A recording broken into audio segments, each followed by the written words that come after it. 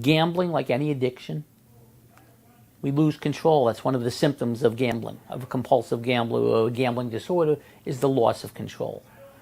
And so even though logic tells us we don't want to go there, and we know what's happened in the past when we've gone, there's this impulse to gamble that we're unable to resist. And so we keep trying. If we lose, we want to chase it. The casino has my money. They have an envelope with my name on it. I want to go get it back. And if we win, it's never enough. So for the compulsive gambler, we're talking about somewhere between 2 and 4% of the population.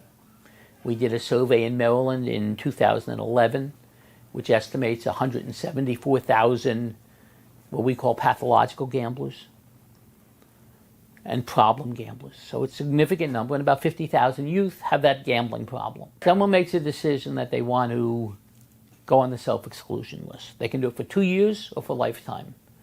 They basically do it through the lottery. They go and they meet with the responsible gaming person who ensures that they are doing this on their own free will, that they're not under the influence of drugs and alcohol. And it just says, I'm banning myself from the casino. You have a right to treat me as a trespasser. If I win, you have no obligation to pay me. You will not send me any promotional material. It's just a way of separating ourselves from that gambling environment. So anything we can do to resist those cues, that temptation, is moving forward. It's not a cure. No one's going to say you're now cured of your gambling problem by excluding yourself, but you're making it much harder for you to gamble. And that's really our goal. How do we make it harder to gamble? I like to say I hit the trifecta. I'm 62 years old and I have 81 years of recovery. That's 37 years off cigarettes, 25 years without a drug or a drink, and 19 years without a bet.